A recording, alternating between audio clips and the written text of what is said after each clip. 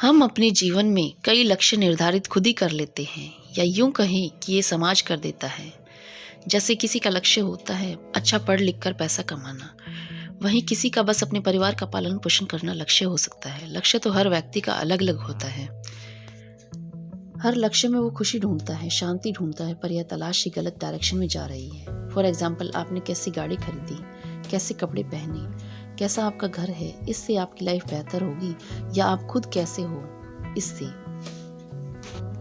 एक घुड़सवार तेजी से भागा जा रहा था। किसी राहगीर ने पूछा, भाई साहब कहाँ जा रहे हो? उसने कहा, मुझे नहीं पता, घोड़े से पूछिए। अब घोड़े से क्या पूछिए, बस यही हाल सबका है। मन का घोड़ा बस भागे जा रहा है। अनंत इच्छाएं हैं जो प्रति क्षण बदलती जा रही हैं।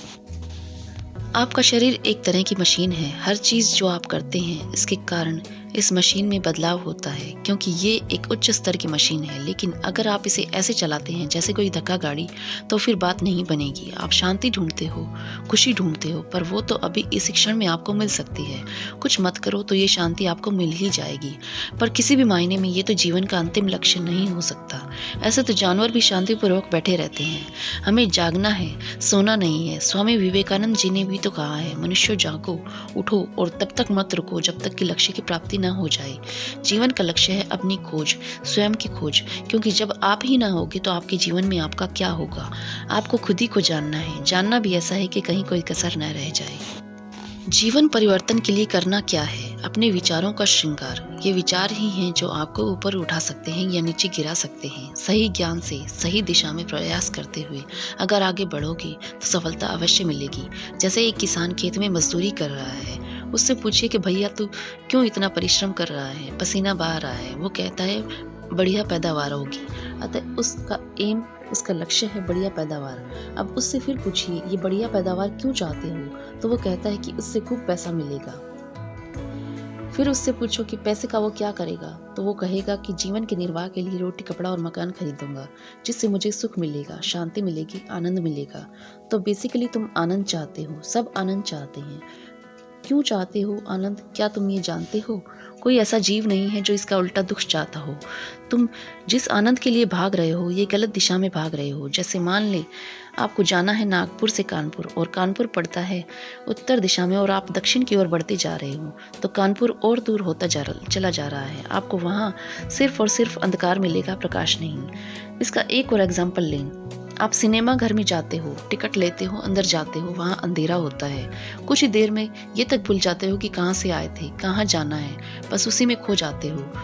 जब फिल्म खत्म हो जाती है, प्रकाश होता है, तो तुम्हें ये प्रकाश ही बताता है कि तुम अभी तक अंधकार में थे, झूठ में थे। तो इसी प्रकार से जीवन को प्रकाशित करना है। हम विमुख हो गए हैं, पथ भ्रष्ट हो गए हैं। हमें अपना रास्ता स्वयं खोजना है कि हम यहाँ क्यों आए हैं, हमारा जन्म क्यों हुआ है। जैसे एक मछली बिन तालाब जीवन जी नहीं सकती, उसी प्रकार से हमारा तालाब कहीं खो गया है। हम जहाँ हैं वो हमारा बेसिक नेचर नहीं है, वो तो हमने मान लिया है। खुद को असल में जो हम हैं वो काम, क्रोध, लोभ, मोह जैसे विकारों की वजह से ओझल हो गया है। हमें दिख नहीं रहा है जिसे हमें देखना है। हमारा असली स्वरूप है सच्चित आनंद। सत मीन्स सत्य, चित मीन्स चेतना और आनंद मीन्स परम सुख, वो सुख जो खुद को जानने के बाद मिलता है। सत्य हमारा असली स्वरूप है और चेतना से मतलब है कॉन्शियसनेस, समझ, जो बढ़ाना है ज्ञान के द्वारा, जिसके बाद ही परम सुख की प्राप्ति हो सकेगी। मीन्स वो सुख जो परमानेंट हो, आता जाता ना हो, स्थिर हो। तो वही सुख हमारा अल्टीमेट गोल होना चाहिए, ना कि वो जिसकी तलाश में आज हम इधर उधर भटक रहे हैं, लेकिन मिल कुछ नहीं रहा है, बस खो रहा है प्रति क्षण। हमारा अनमोल जीवन जो हमें मिला है कुछ ढंग का लाइफ में करने के लिए, ना कि यूं ही बेकार बातों में बर्बाद करने के लिए, प्रति क्षण खो रहा है। मनुष्य को होश पूर्वक जीना चाहिए, उसे अपना होश कभी नहीं छोड़ना चाहिए। तुम थोड़े जागृत हो, क्योंकि तभी तुम इन बातों को जानने की उत्सुक हो। यही जागृति ही पहली सीढ़ी है। एक जागृत मनुष्य को प्रकृति का बोध होता है।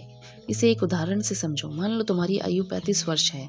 तुम अपनी लाइफ में जब पीछे मुड़ के देखते हो तो तुम्हें कुछ भी ठीक ठीक याद नहीं रहता। क्या तुमने प्रत्येक दिन को अनुभव किया? क्या पूर्ण रूप से जी पाए?